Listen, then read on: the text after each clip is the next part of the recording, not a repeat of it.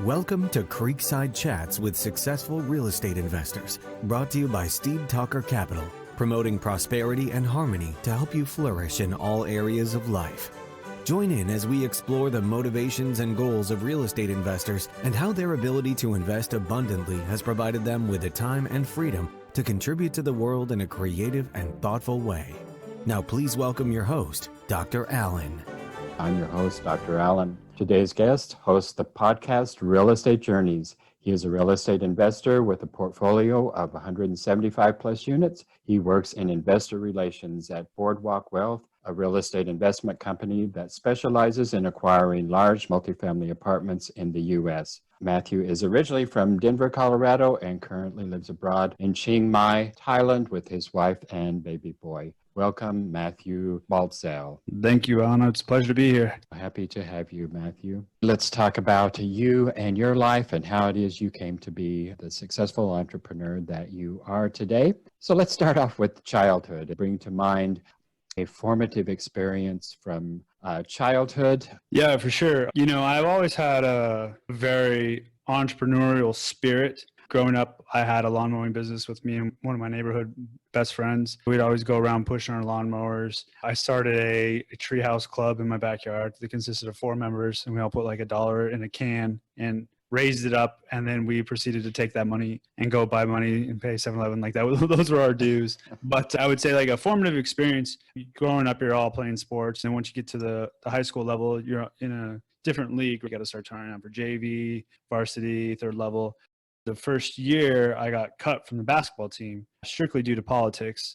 I just remember like that lit a fire in me. I basically started mapping out regiment plans for increasing my vertical leap. I bought these shoes. I worked on my vertical leap. I basically shot hundreds of free throws a day. For a year straight, I basically just banged away at it and was just determined. I think that's one of the first times that I've ever really felt like a infuriated fire and a desire within me to achieve something. The first round, I got cut. I was devastated. Then one gentleman made the team, but he didn't want to make the team. There was a 10-man roster. He dropped out, and I was 11th, so I got to take his place. Through perseverance, I was able to accomplish that goal. I remember it clear as day, and I would print my goals on a little computer paper and take up all the ink from the jets, and I would tape them all over my house. And I was like, oh, God, I hope it makes the team. That's an experience that I remember very vividly growing up. This was when you were a freshman in high school. Yeah, I was cut my freshman year, and then that's when I started doing the massive amounts of training. I got cut again my sophomore year, but like I said, the one person dropped out, and then I was able to get on the team. That is a major insight for a 14-year-old. Then on top of that, to be able to commit to those kinds of rigorous goals while delaying gratification for an entire year, that's quite impressive for a young man of that age. Where did you come up with those insights and that perseverance? My mother, she's a very hardworking woman. When she was 40 years old, she decided to go back to school and went into computer science, got her master's. That was like 1995 when she decided to go back to school and decided to change career paths. That's right around like Yahoo, AOL, all those computers starting to build up. I was 10 years old at the time. I had an 8-year-old brother. My parents were separated, but to be able to do that and raise 2 boys and have a determination kind of always showed me that it's up to you to make it happen for yourself. That rubbed off on me. My parents weren't really like strict, like driven in sports and were like, you need to do this, you need to do that. If I wanted to play, hey, if you didn't want to play, that's fine as well. But for me, I was like, this is what I really want to do. And they're like, okay, we support you. I probably saw that from my mother growing up. I would say that rubbed off on my work ethic. Talk to us about a major fork in the road that you have come to that has made all the difference in your life. For sure. Back in 2016, I decided to leave the United States and I attempted to move to Germany. Before that, I was living in Los Angeles and I was acting. My acting career wasn't going anywhere. You get to a point where you can see the writing on the wall. You'll see like the 55-year-old actor waiting tables and you're just like, wow, like, is that going to be me? Everybody thinks they're going to make it. For me, it was kind of a tough decision. If I like give up with this right now, what's the next step? I wanted to start fresh. And so I got rid of everything. The only thing that I decided to sell was my car, my surfboard, and my wetsuit. Everything else I just gave away. Clothes, donated to charity, gave away like everything that I basically had, anything of value, like physical, I just gave it away. It didn't even really matter to me. I wanted to come back bigger, stronger, fresher. One of the things I remembered is these things that we identify with, they're just objects, and we place value on them. This microphone could be my life or death because I'm a podcaster, or to my 6-year-old son, it could be just like a thing to bang on. It's just an object. It's up to us what we place emphasis on it. And, I start looking at things of like, oh, I had this basketball shirt from 7th grade and it's so cool, and I wear it once a year, but I don't want to throw it away. And it's like, what am I doing here? Just hanging on to like old emotional baggage. Made the leap and I went over to Germany. Ever since I decided to take that jump, my life has never been the same. Everything has progressed in my life, and I've had to think more creatively. I've traveled the world. I've been to 20 plus countries. I've seen a lot of things, had a lot of experiences. I've driven a motorbike from northern Vietnam all the way to Hanoi, all the way down to Ho Chi Minh, which is like the whole, I think it's almost like the size of California, just on like a 150cc scooter. So I've seen a lot and I've done a lot. Now I feel as though I can do anything if I put my mind to it and accomplish things. I can really survive anywhere. Now I'm currently investing in multifamily real estate partners back in the United States. If you were to tell me you want to get involved in investing in bigger real estate deals, move all the way around the world, I wouldn't believe you. I had to come to that fork in the road and basically go with my gut instinct and leave my comfortable situation in order to grow. What was the allure of taking you from Los Angeles to Germany? I always thought that it would be cool to live in Germany. I had some German heritage, and I thought Christmas time would be cool in Germany. I started looking for jobs abroad in Germany, and there's different visa regulations and whatnot. You can come over on a sponsored visa, or you can try and get a job when you're there. I thought I could get a job, and then I started going there, and I was running out of time for my visa. And actually, I went to Berlin, and I don't know why I chose Berlin, to tell you the truth. It just seemed like the right move to make. When I got there after about 2 months, I was kind of thinking like, I've got to do a lot to stay here in Germany, and I don't know if I want to stay here. So now it's like another fork in the road. It's like, do I stay, try and, get registered? It was one thing after another, right? It was like, I got to get registered. And in order to get registered in the district, you had to have a job. And after you had a job, you had to have another piece of paper in order to open up a bank account, but you couldn't open up a bank account. And that's just a bunch of bureaucracy, and Germans love paperwork. And I was just like, I don't know if this is going to work out. I wound up leaving and traveling the world.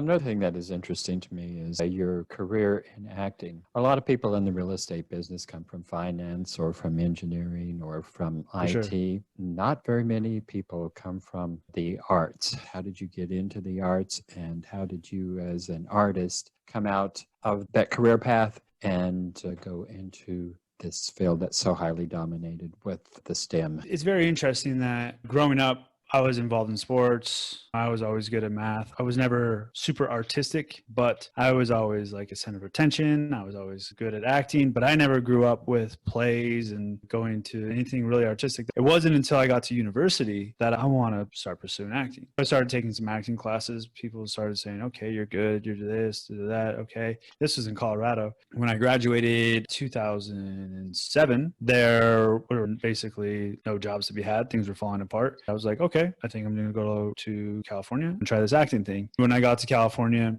I did that for several years. Before that, I was involved in single family homes investing with my mother. I helped her manage a portfolio of 10 single family homes, but around 2008, we were over leveraged and mom and pop operation. And so basically we had to liquidate our portfolio. My mom was happy to do that because she's carrying a lot of mortgages by herself, and 5 or 6 houses decided to stop paying. You let the couple go into foreclosure and sell the rest and then do what you got to do. A lot of people now, you could say, are in finance and this and that. But there's a lot of different sides to it as well, as far as networking. It's a good old boys club. Once you kind of learn the basics and the numbers and real estate and the eye for what's good and what's not, that's very important and critical to have as well. There's probably a lot of actors out there as well that are very analytical and good with numbers. The career jump from that to finance is not necessarily the biggest pathway. Not too many follow that particular pathway. I'm interested in that because that's what my background is as well. I always like to talk to artsy people and find out how in the world we all got into what is dominated by STEM.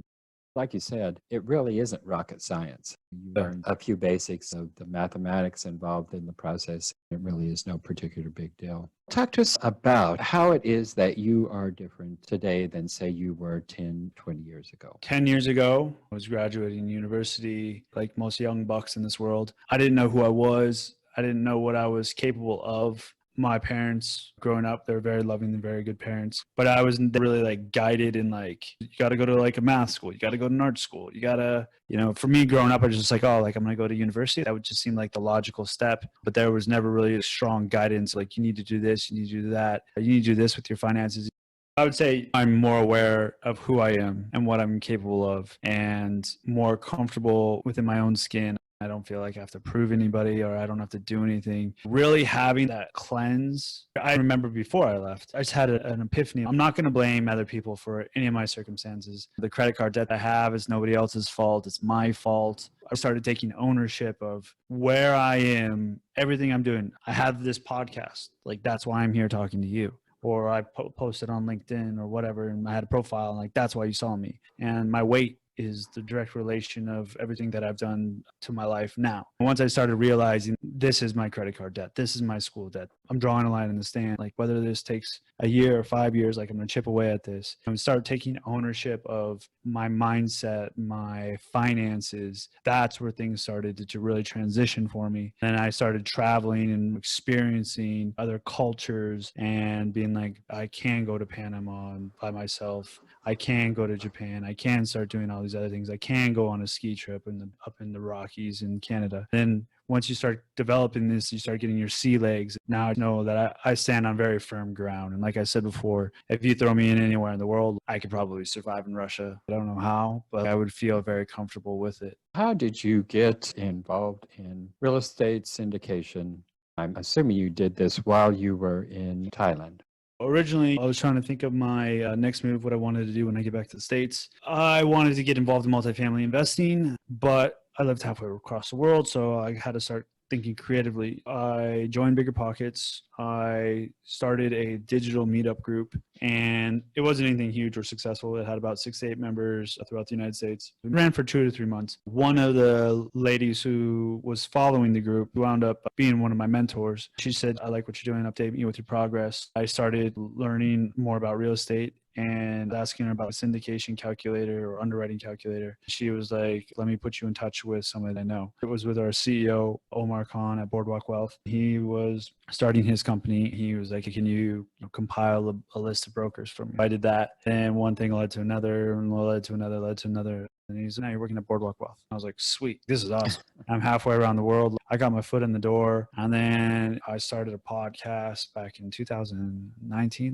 That just starts connecting with other multifamily investors, other marketers, and really just kind of start learning the power of leverage, not only in real estate, but the power of leverage of media, connections, networking, joining masterminds, learning how to basically think more creatively. Now, I live halfway around the world. I'm investing in multifamily apartments across the southeastern United States. I think doing that opened up my world to what is possible. Because now I have to think more creatively now than ever. When people hear my story, I want people to think like it is really possible. If you live in Durango and there's no real estate meetups and the closest meetup is in Denver, Colorado. Well, I don't know how far that is, but you can make that journey once every 2 months. Like I'm not flying back to Colorado every 2 months. I mean, you already have like a closer network, right? You can go to Vail. I'm sure there's some real estate investors there. Go to Colorado Springs. That's an up and coming tertiary market. When people hear my story and they say like, well, if this guy can start getting his foot in the door,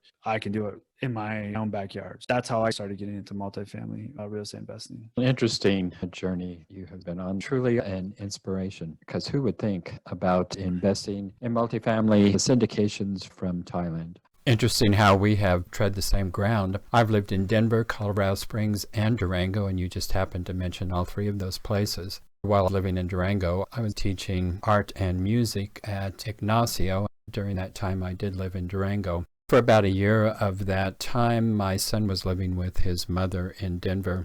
I made that trip between Durango and Denver countless times. Beautiful trip through the mountains from the western slope to the eastern slope of the Rockies.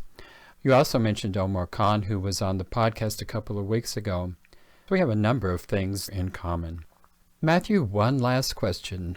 When you come to the end of life's journey, how do you want your epitaph or your obituary, whatever you want to call it, how do you want that to read? He was an amazing father, period. My son's 6 months old today. If I could die knowing that was a fairly accurate statement, I could die a happy man. That's no easy task. I wish you well on that journey. Before we go, tell our viewers and listeners how they can connect with you. For sure. Like I said before, I have a podcast called Real Estate Journeys. All my content is published on my website, MatthewBaltzell.com. That's MatthewB as in boy, ALTZELL.com. It's been a pleasure. Likewise. Thank you, Al. Thank you for joining us on Creekside Chats with Successful Real Estate Investors, brought to you by Steed Talker Capital. For more information, as well as access to our free ebook on enhancing your well-being through real estate investing, be sure to connect with us at steedtalker.com. As part of our efforts to make the world a better place, Steed Talker Capital contributes to activities and organizations committed to better understand the equine and enhance the humane treatment of horses worldwide. Steed Talker Capital, working for a world where all creatures, great and small, flourish abundantly. Connect with us at steedtalker.com.